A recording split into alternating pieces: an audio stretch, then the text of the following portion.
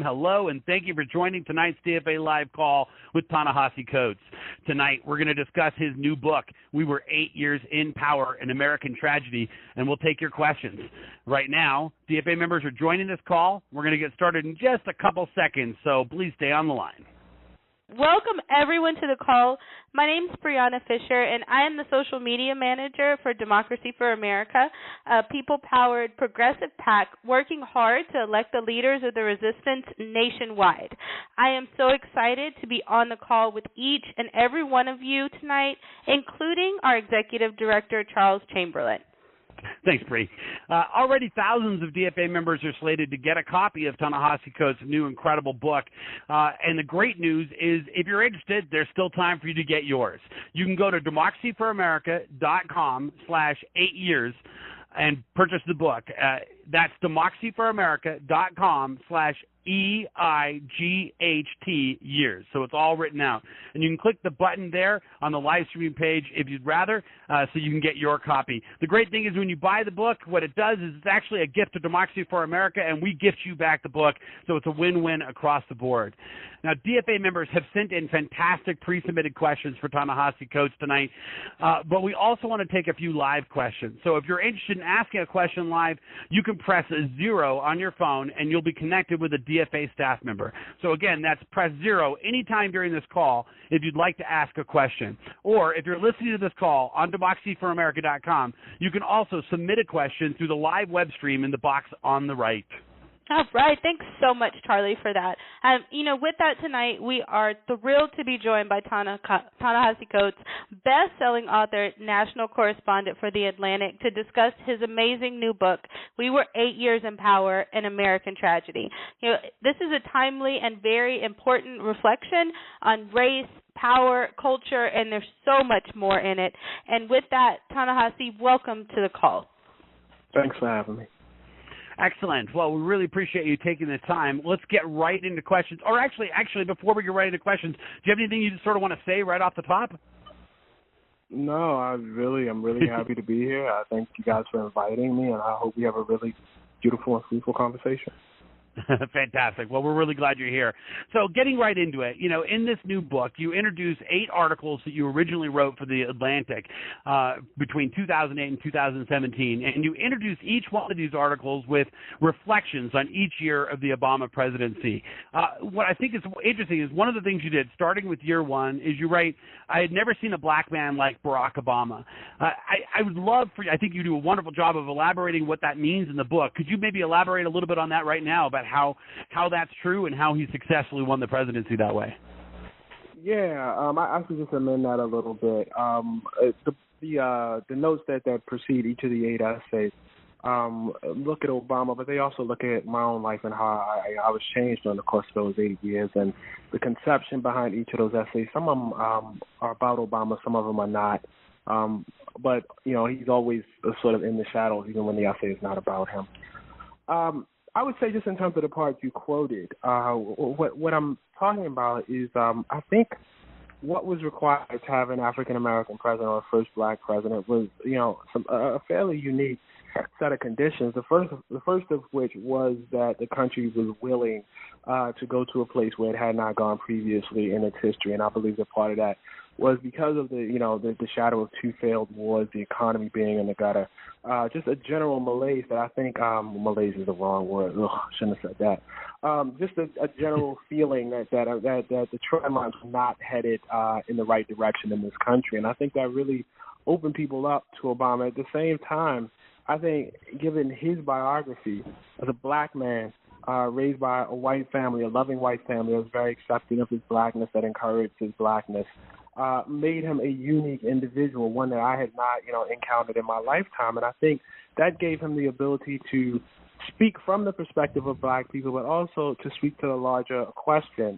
It's not an easy thing to stand and, feel yourself to be represented, or rooted in the South Side of Chicago, and then at the same time speak to, such a big, diverse country and a very, different constituencies of white America in this country. And I think he was able to do it very, very successfully. Oh, I agree with you on that point. Thinking through the last 8 years, and right when Obama started his first election, I remember, as a person of color, hearing that hope and change messaging. And to me, the change actually signaled that we were going to be able to address issues and really apply a racial lens. And now that I look back on it after I've read your book, I want to say that didn't really happen. Do you think that others in our community saw it that way? And if so, do you think that that's one of the factors that led to the criticism that a lot of blacks gave to him after his 8 years? No, I think in the imagination, mostly through Hollywood and mostly because of what the presidency means, it was just an inflated sense of what it meant as an actual symbol. At the same time, I think it actually really was really important. You know what I mean? Like, I think it was a significant event that we had a black president. I just the expectation of some 400 years of history would be 6 by 8 was always a setup for disappointment. It just wasn't possible. It's not like, the forces of white supremacy were built, during the presidency simply of George Washington, simply of Thomas Jefferson, simply of Andrew Jackson. We've had a lot of rehearsal at this.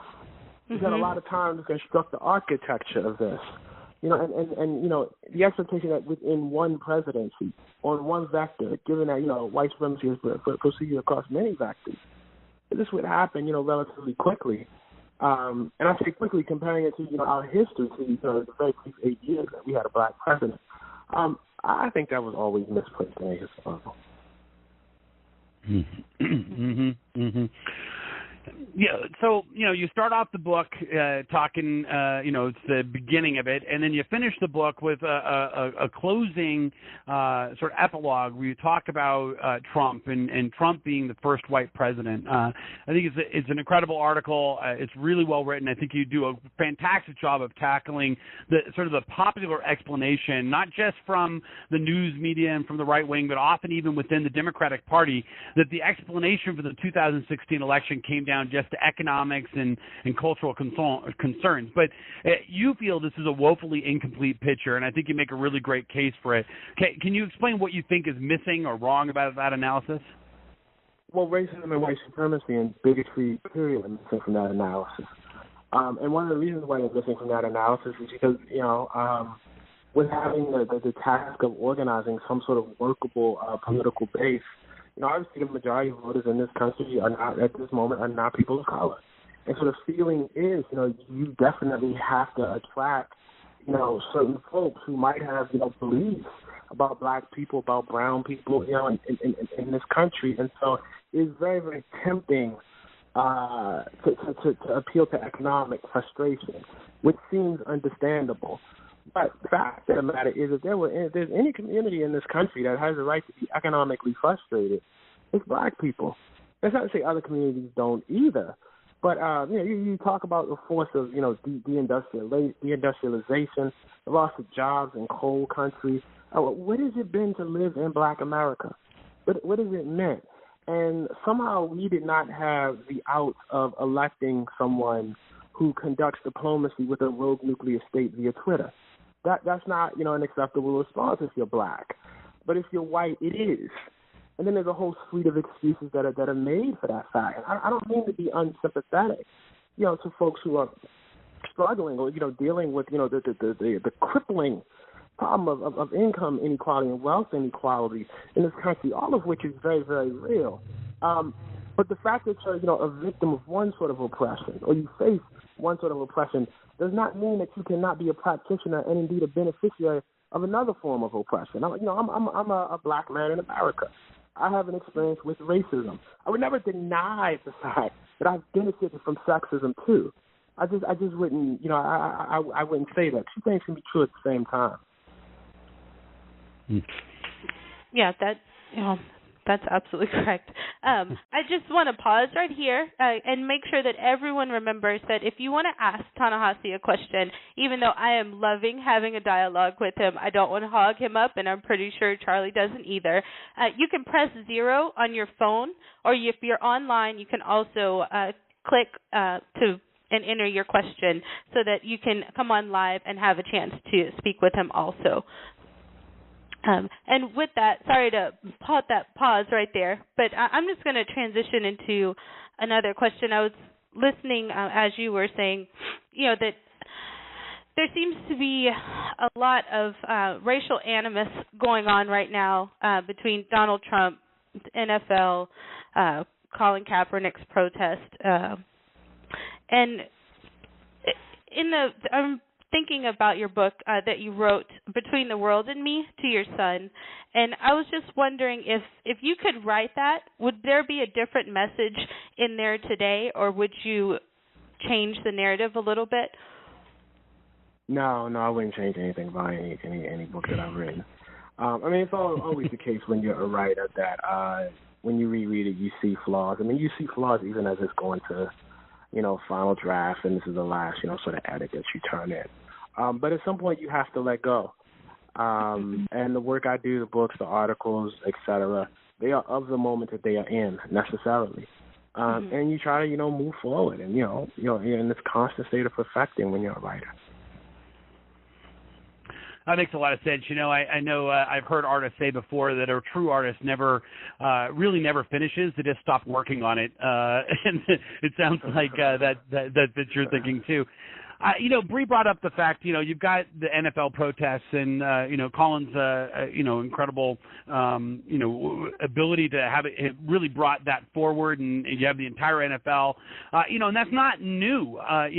One of the things I did recently as a white man in America that grew up in American schools, and so therefore, I've had a very whitewashed history of America, and I really don't know enough about black history. One of the things I did recently is I purchased Black History flashcards from Urban Intellectuals, and you can get that at urbanintellectuals.com, and it's fantastic. But one of the things I learned right off the bat as soon as I got it was that back in 1968 Olympics, Black Power Fist was the very first time, and that was when Tommy Smith and John Carlos, after winning the gold and bronze medals, held their hands up in a fist with a gloved hand and a fist during the anthem, specifically to protest the exact same things being protested today by critical leaders in the NFL. I'm wondering, this isn't new, and what we see, what's happening right now is you see how the message gets lost as they try to make it about being disrespectful or to the flag when we know that that's not what it's about. What do you think we can do to be able to get that message clearer? How can we be, allies for Colin's message? How can we help make sure that it doesn't get lost? I think it's very essential that people go to Colin Kaepernick's site. And this always gets forgotten. Colin Kaepernick resolved to give away $1 million to various organizations that in his eyes were doing good over the course of 1 year. If you go to his site, one of the most beautiful things you'll see that he is actually in the act of doing that. You'll see that there's great transparency on his site. You'll see the organizations that he's given the money to, how much he's given, and what it's been given for. It's pretty remarkable, and it's just gotten lost. It's gotten lost. Here's a guy who's basically given up his livelihood. He sacrificed his livelihood to protest, the loss of life for black people. It's a tremendous, a moving sacrifice. And then, even while he's not drawing income, from football, and I can, imagine he probably, he doesn't have any sort of endorsement deals right now, but not really drawing. He's literally giving away his own money to organizations in this country that are trying to, in his eyes, make things better. Folks deserve to be reminded of that. And they, if anybody is on this call that hears that, I would urge you guys to take that cry up and let folks know that even, with this dude having lost his career, having lost his livelihood, he's still out here fighting. Tremendous example of inspiration. Mm-hmm. Yeah. So right. One of the things that always happens, especially as African Americans, or we start making progress, is a huge backlash. Where do you think that, as a community, that we go from here? Do we just keep on what we're doing? Do we push harder? Is it time for us to step back and let white Americans take the lead? Where do you see us going? I don't know. That's kind of not my role. That is, for instance, like what I just outlined with what Kaepernick did. That's like not something I would have thought of to do. I'm a writer. I'm a journalist. I primarily go out and write and report and diagnose about problems that I, see in the world. Activists have a different job. Activists have to strategize and, figure out how they can push the powers that be to affect change. Politicians have another job. They have to organize some sort of governing coalition to see the policies can be passed in the right direction. My job is a little different. I mean, that makes a lot of sense. Although, I mean, the reality is that you don't. I mean, you do sometimes, discuss when discussing the many problems that continue to plague America. You do occasionally suggest some potential solutions. In your book. I do. I mean, I have a. Yeah. Go ahead. Sorry. Continue. Yeah. I mean, in your book, you include a powerful case for reparations. Right. You want to make some of that case here because I think it's really interesting and very powerful. Yeah. Sure. I mean, this is a solution that I've advocated for, and it's not like a solution that I think is one solution. I actually think it's ultimately the only solution. At the time I wrote that book, the wealth gap between the average black family and the average white family was roughly 1 to 20. So for every nickel of wealth that a black family has, a white family has $1. That is tremendous. And then you add into the fact of segregation, the fact that it's not just that you are individually unwealthy in and of yourself as within your family, is that you are significantly more likely to only live around other black families that are also unwealthy. It doesn't really matter that they're, the color of their skin. It just matters that they share that history of deprivation that have led them to the point to have, so little wealth as compared to other communities. And so all of the problems, all of the sort of debilitations that come with not having wealth, the fact of violence, for instance, that I saw as a kid, the lack of resources in your schools, the lack of social capital in terms of knowing people, it just gets concentrated in one direction. And this has been going on across generations. To fix that, the only logical thing that can happen is an infusion of wealth, back into the community from which it actually was taken, because that gap didn't appear by magic. It appeared by the acts of people actually taking things from the black community. And so, in the case of reparations, I argued along the vector of housing that what we need to do was give some of that wealth back. I think about that as a multi-generational fight. I don't think about that as a 2020 fight. I think about that, in terms of the work I do and activists who are out there, really raising the consciousness to push this issue, so that it gets to the level that you can actually perhaps, someday, have some sort of movement towards, actually affecting reparations. But right now, most people don't even believe the case. So the work that has to be done right now is actually to make the case. Well said, and a good point. Let's. Why don't we take this to some of our member questions live? I have Rachel, who's in Berkeley. Rachel, are you on the call? Hello, Mr. Coates. Hi. Why don't you go ahead and ask your question, Rachel? Okay, my question. Well, it's more of okay. I believe that the word race itself is an issue because it's a misnomer. There are no races of people, and the media hypes the word race, which I think inflames issues and leaves no room for serious dialogue about it. All over the world, people, regardless what language they speak, they understand the word race, and it's a contest with winners, losers, and danger is implied. So I think it actually inflames issues and puts them on a level where people think there is no solution, there is no way around it, where in fact it doesn't even belong in the discussion, that there are no races of people. We're all humans. Fantastic. So what do you think about that? I mean, it certainly is something you talk a little bit about in your book, and certainly in Beyond the World to Me, you constantly refer to people that call themselves white, which I think is a really great way to talk about it. What do you think about that? I pretty much agree, but maybe not in the way that the caller meant. I don't think there are races of people either. But I think racism is one of the great forces in America today, and I think it's one of the great forces that made America possible. In Between the World and Me, I argue that the constant, the belief that race begets racism, the idea that there are two different, groups of people who look differently, have different physical features, histories, cultures, etc., and therefore dislike each other is completely incorrect. One group tries to do something to another group and then tries to justify it. The justification is racism. You deserve your oppression because you're X, Y, and Z. And so I agree that there's no. I don't believe. I think race is a complete myth. I think racism is not a myth. Mm-hmm. Very important distinction. Yeah. With that, we have another caller, Robert from New Mexico. Robert, are you on the line? Yes. Awesome. Go ahead and ask your question for Ta-Nehisi. All right. Mr. Coates, I'm Robert Standing Eagle Marshall. I'm a black Native American and a veteran.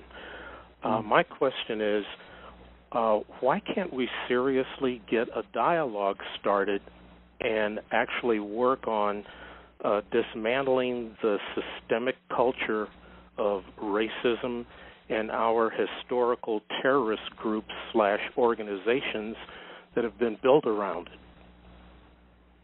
Great question. That's a great question. I mean, why can't we dismantle the KKK? Why can't we take this on? What are your thoughts? Well, at the moment, it really appears that there are too many people who, if not in sympathy, certainly are tolerant of it. I mean, we saw the events of Charlottesville, which folks thought, what impossible, to happen, and the President of the United States, the leader of the free world, thought that there were some very, very fine people in attendance there. So, as long as there's that kind of sympathy, and as long as that sympathy is coming from the highest officers in the land, I think you'll continue to have that problem. Mm-hmm. Excellent. Let's bring on Ann from Ithaca. She's got a question about comic books. Are you there, Ann? Yes, I'm here, Mr. Coates. I love your essays in The Atlantic, and your essay on reparations was mind-changing for me. But I want to talk about your comic books, and I can't wait until my 7-year-old grandson is old enough for me to start giving them to him. And I think comic books is how I formed sort of frames. Wonder Woman was really important for me. And could you just talk a little bit about them and the message and what you see about them? And thank you for turning to comic books. Yeah, thank you for that question. Well, I mean, comic books was one of the first places in literature that I encountered politics. I was a huge X-Men reader, as a child, and X-Men were an allegory for, minority struggles in the LGBT community, black folks, whoever might find themselves, outside and excluded from society. And it was done in just this beautiful, incredibly artful way. And so, it formed some of my earliest literary senses. I was a huge Spider-Man fan, and this notion, great power, great responsibility, has a lot of accord with the black experience and the idea of social justice. And so I saw that in comic books. Comic books were very early in terms of me developing my literary sensibility and my sensibility of politics. And so when it came time and I had the opportunity to write a comic book myself, it really felt like a no-brainer. Excellent. I do want to remind everybody that's on the call, if you'd like to ask your question live, you can do that by pressing 0. You'll be sent to a screener who will hear your question and work with you to get you on the air. In the meantime, I've got a great question from someone in Chicago. Lynn, are you on the line? Hi. Hi, Lynn. Why don't you go ahead and ask your question? Sure. I'm from Chicago, but I spent most of my adult life in New York City. I'm now in Miami Beach. And you're a nation traveler. I'm a nation traveler. Ta-Nehisi, how can we bring together Senator Sanders, DeRay McKesson, Black Lives Matter, the NFL protests, and DFA into one movement? I'm an old broad. I'm from the Civil Rights era, but recently campaigned both times for Mr. Obama down here, hanging on to Miami hard in the streets. I know that it has to be about the streets also, but we wouldn't have the gap I've heard in this discussion tonight or in all the discussions we're having about race or our original sin or any of that if we had proper education. We know that. If you young people and your peers had better history, if I had better history growing up in this country, none of us would have such a gap, so much frustration between the so-called racists. But we have now their ear. You have the ear of the public, and the NFL does, and these different protests. How do we bring it all together? I heard you Oh, sorry, I didn't mean to cut you off, but great question. How do we bring it all together? Hello. Oh, are you still there? Can you hear me? Yeah, I can. Okay. Okay, great. So, what do you think? How do we manage to bring all this together, from Senator Sanders to the NFL protests? How do we make it into one big movement? I think you got to find your commonalities, as always. Again, this is sort of outside of my wheelhouse because this is the work that politicians do. But I think, especially in the case of Senator Sanders, one of the big things is to understand how people see their lives and meet them where they are. For Black people, in the South and, throughout the country, actually, the economic message is not hard to understand. But the force of racism asserts itself, not just merely in the lack of, how shall we, I don't want to say no, this is economic also. But sometimes let's say this, it exerts itself in very specific ways in the Black community that are also economic that you don't see in other communities. And I think one of the things that Senator Sanders struggled with last time was the ability to see those things and speak to those things, the specificity of them. And I think he's got to find a way to marry, some of the, beautiful points in his, general platform to those specific things. Mm-hmm. I think he should spend more time around Black people. I really do. I think he should just go to Georgia and just hang out for a while. Yeah, I agree with that one. Like just go to Georgia and just chill. Don't, you know what I mean? No politics, no anything. Just go hang out. And get some sense for how people, see their lives. That this is not merely identity politics, as he calls it, but it is the lived and felt need of a community. That makes a lot of sense. I'm going to turn to one of our pre-submitted questions. This one comes from Brittany O'Connor in California. She asks, do you have a recommendation for how teachers, particularly of middle schoolers, should discuss racial politics with their students? I don't. One of the things I talk about in the book and in all my previous books is I was a horrible student. I was terrible. The last thing you want to ask me about is recommendations for school. I was awful. Sorry. So sorry. Well, I hear you. I think I fall in that category as well. So I'll just move on to the next question. So one of the things that we heard so much of through this, there's lots of talk about how many commentators would blame the Democratic Party for engaging in identity politics, and I think you make a pretty great case that Republicans do that as well. What does that term mean to you, and do you think it's a fair criticism of the Democratic Party? Nah, it doesn't have much meaning for me. I mean, all politics are identity politics. Mm-hmm. If you say you're going to protect Social Security, you are necessarily making an argument rooted in identity, because Social Security only, you're appealing to a certain age group in our society. If you say you're going to, protect Medicare, you're doing the same thing. If you say as we move in, you want, single payer, Medicaid for all, health care for all. You are necessarily appealing almost certainly to that group of people that don't have insurance right now. And within that, they have certain interests in certain demographic, they fall in certain demographic ranges. It's not a mistake that when President Obama was pushing the ACA, the Affordable Care Act, it got derided as reparations. Now, on one level, that was, obvious, the racism implicit in that is quite obvious. It's quite obvious. But it was true that it was going to disproportionately, if carried out correctly, disproportionately benefit Black people. That was true. So there was a part of identity in there. It doesn't mean that you have to, have a mean sort of singular and selfish and narrow-minded identity politics. That doesn't help anyone. But I don't know how you get away from that. I use this critique in my own essay. Many of the people who critique identity politics are great practitioners of identity politics. There's a story that was, well reported that, Senator Sanders, and I hate to beat up on Senator Sanders, it's not just Senator Sanders, but that, after he, he's meeting with a group and a young Latina stood up and said she wanted to be the second Latino or whatever in the Senate on the Supreme Court. And he said, well, one of the things we have to do is stop practicing identity politics.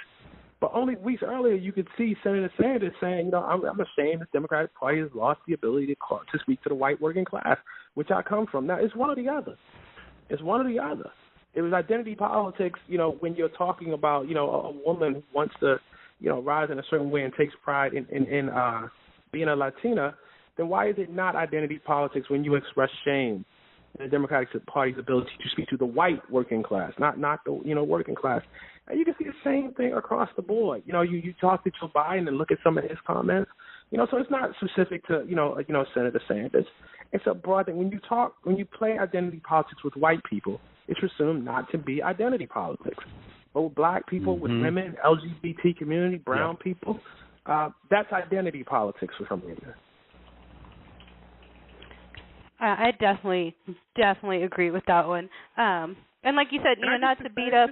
Just to be clear about something, I don't see why that's in conflict with some of the with, for instance, the solutions on Bernie Sanders' platform. I don't think that's in conflict, with the kind of economic, hard edge, health care for all, a guaranteed income. I don't see, stronger unions. I don't see this in conflict with speaking to some of the very, specific, economic afflictions in various communities. They don't seem mutually exclusive to me. What you need is a great politician that can join the two.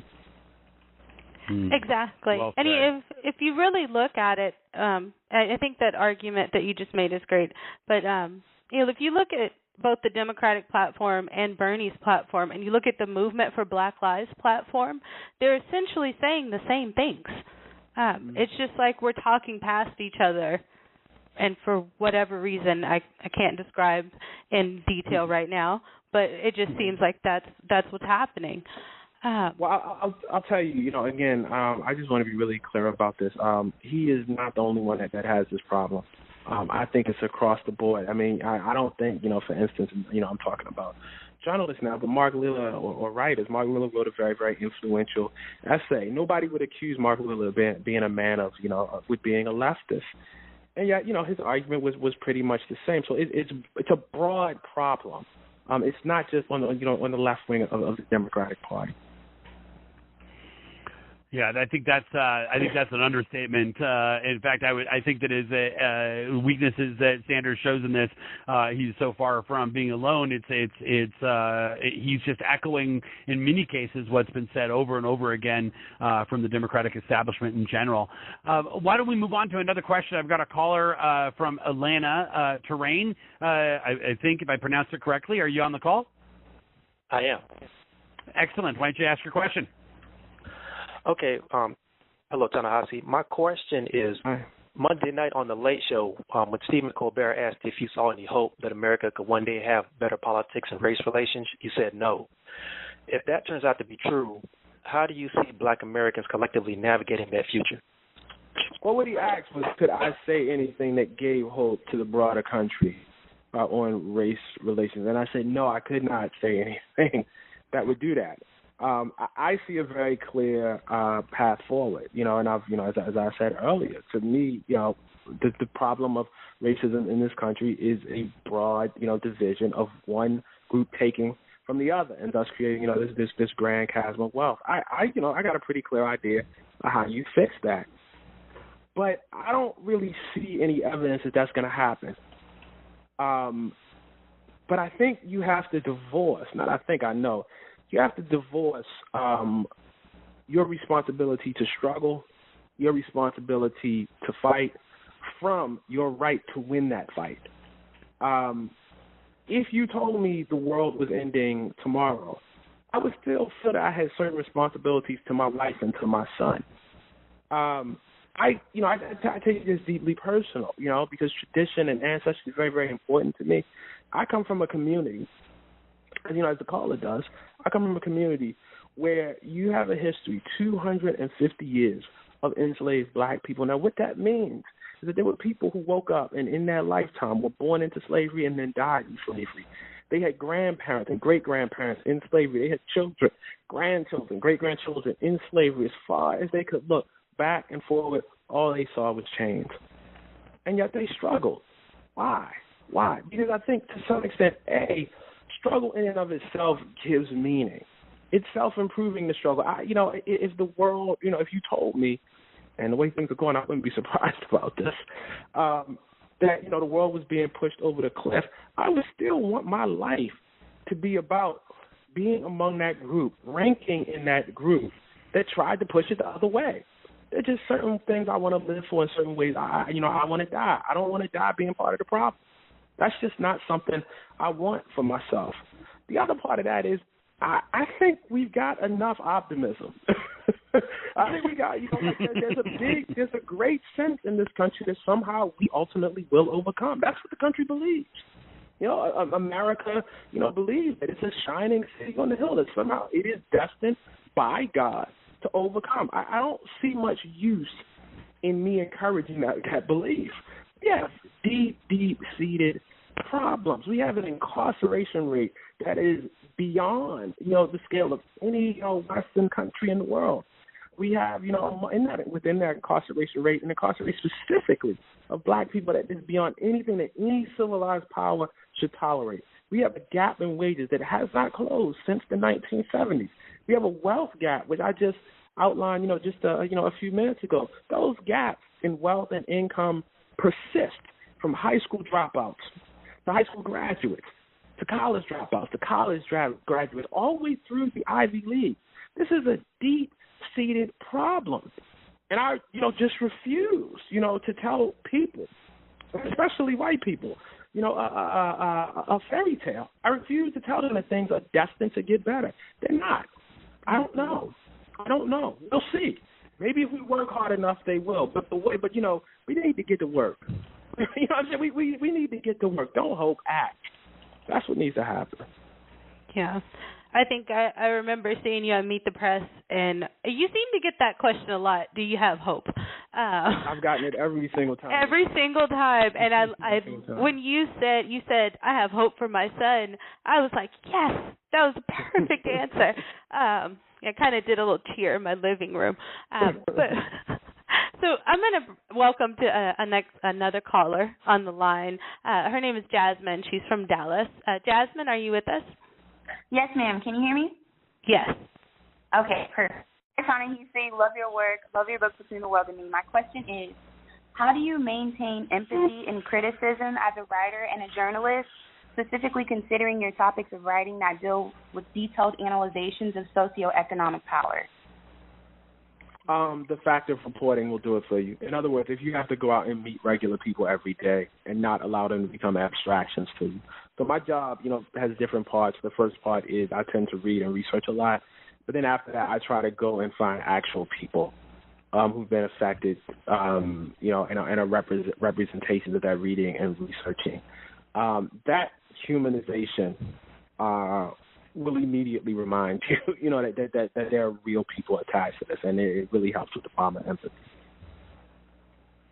Yeah, that makes a lot of sense, and I see that's kind of a reoccurring theme in your answers. Is that, you got to get out and you got to talk to people. You got to live in communities. You got to not stick yourself together with just the same people that you've always been. The more we communicate with others, the more that we're going to understand everybody's issues and everybody's concerns and the things they need from America. I just think that's so smart, and I love that that's a through line in a lot of what you talk about.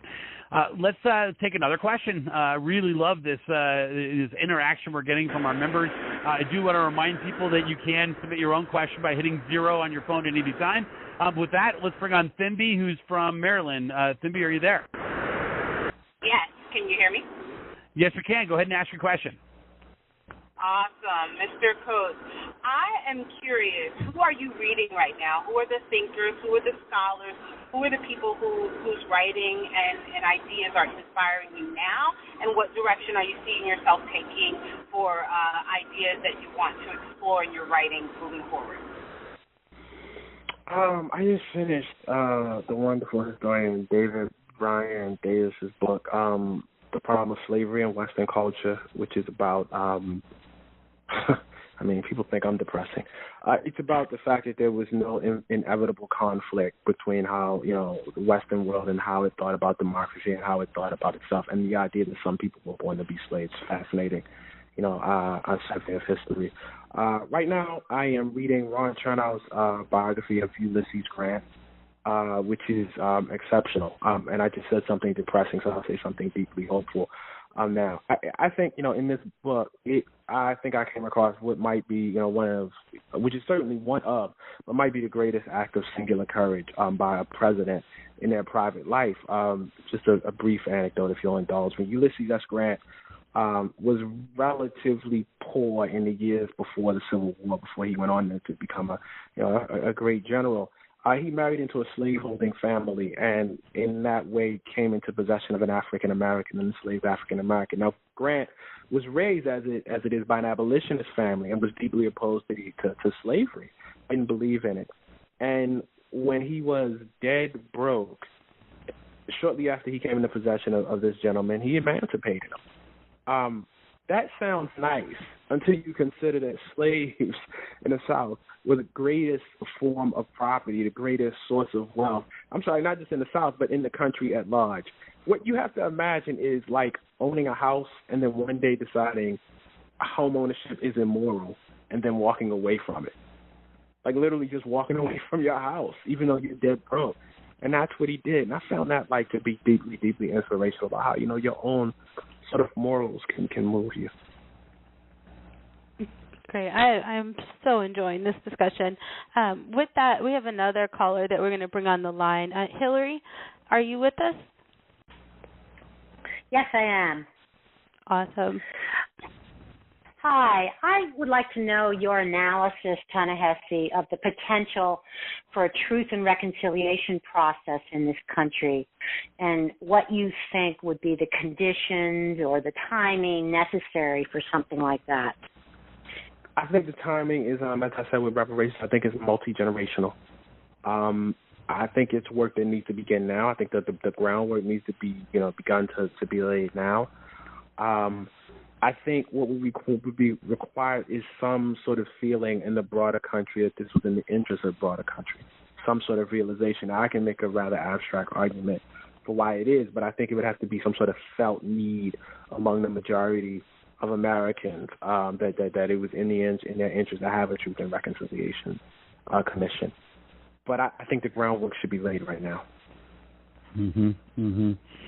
It does seem like there's some ability to do that, with it seems like with Trump and with the rise of white supremacy protests and all, people are lots of white people around the country are waking up to how critical this is, and it feels to me like as educations are beginning, as people are starting to understand how critically important it is that white people specifically be responsible for dismantling white supremacy, that we're getting closer to that. Do you feel like that's true too from your perspective, or does it not feel that way? Does it feel like it's getting worse? I don't know. Like my a lot of my journalism is rooted in history. I have trouble within the span of a year or two saying whether things have gotten better or worse. Mm-hmm. Mm-hmm. You all right, want to look at the long-term trend lines. Yeah, I definitely hear that, and it's always a question of, is this a blip? Are people only awake for a week, and are they going to fall asleep next week? Yeah, I hear that totally. Yeah. One of the other things that's happening is, the former FBI Director James Comey, was recently awarded a chairmanship at Howard University. And this comes at a time when conservatives have complained about free speech issues on campus. I know you're heavily involved in Howard University. I'm interested. How do you think schools and students should treat controversial speakers? Well, I think it was perfectly appropriate at convocation for him to get for the students to protest him. I think in proffering the theory of the Ferguson effect, it was deeply damaging. I think it was very, very dangerous, directly dangerous for many of the students at Howard University. So I think they responded, especially given that he was speaking at their convocation, a moment where you don't have a chance for a Q&A. I think they responded appropriately. I think that was an appropriate response. I also think it's a good thing that he's at Howard University. I think one of the great things I got being there was not it wasn't a kind of reinforcement in what I already believed. It was the debates. Like when I think about Howard, I think about the debates. I think about the fights. And so it's my understanding he's going to give several talks or a few more talks across the year. If you're a young student there and you really have a problem with what he did in terms of what he said in his comments regarding the Ferguson effect or anything else, frankly, you now have the opportunity to address him directly and to fight with him directly. That is incredible, and it's not just incredible in the moment you get to hold them account, but to have that debate and to sharpen yourself. By talking to somebody who, used to be the head of the FBI, I think that's big, man. I think for the law students to interact with him, I think it's really, really huge. And by doing that, it don't mean you agree with James Comey. You know what I mean? But you don't want to go out into the world and have your first experience with these arguments, but before you've had a chance to prepare. That seems to me to be the blessing of college. I kind of want those ideas in my space, even when I vehemently oppose them, so that I might better be able to dismantle them. You don't want to be removed from. So I support the students. I think if I were a student at the time, I probably would have protested them too, but I wouldn't want them out the university. Mm-hmm. That makes a lot of sense. It does. And I really think college campuses are definitely a place where you should be able to have that back and forth dialogue with your professors, with guests, and, just say something. And we do have another caller. Katie from Oberlin has another question for you. Hello. Hi. Hi. I wanted to ask you what you have written regarding the Confederate flag, if anything. It's very interesting to me that people stand up and say the Pledge of Allegiance, and indivisible is in that. Very much like Abraham Lincoln, was saying, let's come together as a union and heal the wounds. And people fly the Confederate flag, and they really, really defend the American flag too. And I just don't understand how that's expressing one nation under God, indivisible, when that was the only flag that people fly here that was ever a country at war with us. And so did you write anything about that? I did. You can, in fact, I would urge you to just Google my name and you can put Confederate flag up, and it'll all come up. Quite a bit, actually.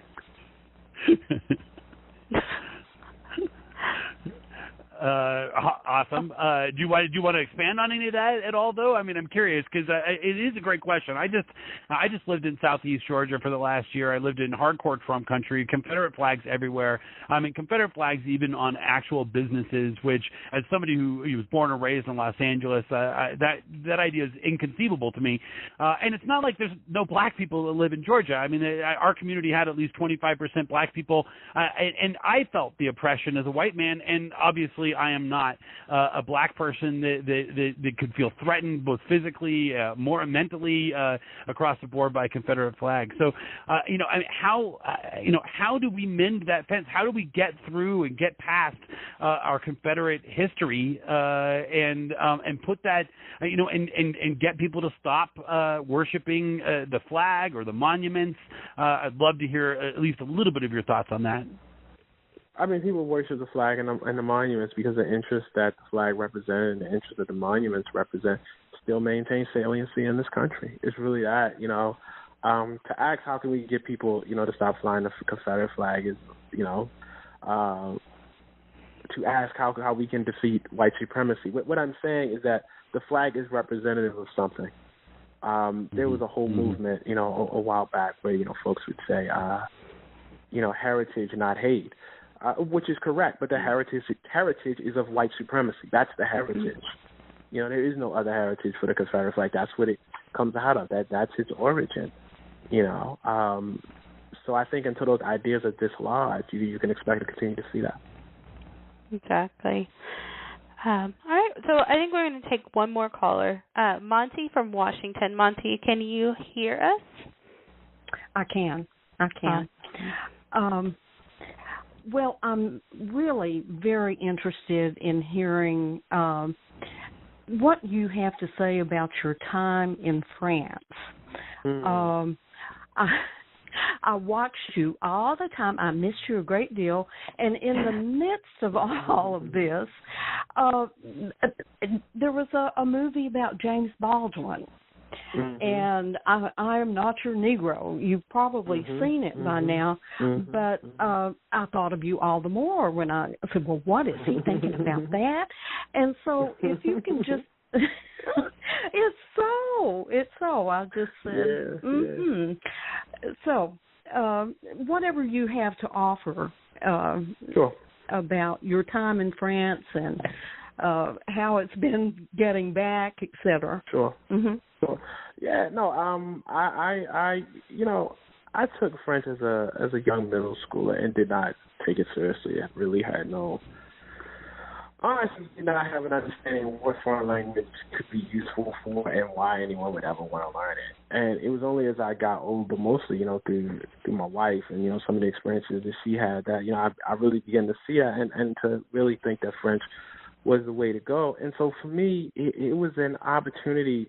It has been an opportunity to really stretch my brain, to continue to, exercise that muscle. And part of that exercise was to try to live abroad for a year to really, get it down as much as I could. I found a culture that I absolutely adored. You can be somewhere and not always be particularly fond of the politics, which I wasn't often. But the culture I just loved. I loved how work was not the most important thing to them. I loved how when I met a group of people, they the first thing out of their mouth was not, what do you do? I loved all the wine. I loved all the cheese. I loved all the croissants and the pain au raisin, the pain au chocolat. I love all of that stuff. As stereotypical as it is, it's great. I enjoyed my time, and I think more than anything, I enjoyed being a stranger in another culture. By which I mean, when the world that you're in is not native to you, every little thing is remarkable. And so somebody like me, for a writer, who's so curious, just to walk down the street and, see little things, turn a corner and, be along the Seine and see a bridge that's literally older than the United States of America, it was remarkable. I loved it. I totally hear all that. That's for sure. And there's so many comparisons between the countries, the politics, and so many Americans don't have a full understanding of world politics and how it all interconnects. And when you were talking about getting out there and talking to people directly, I would also argue travel. I mean, to the extent that you have the ability to do that, it is so critically important to go to other countries and experience other people with completely different philosophies. Like you said, in Paris, their first question is not what's your job. It's and they take 3 months of vacation a year, right? So they it's a totally different culture, and you really make a great point there.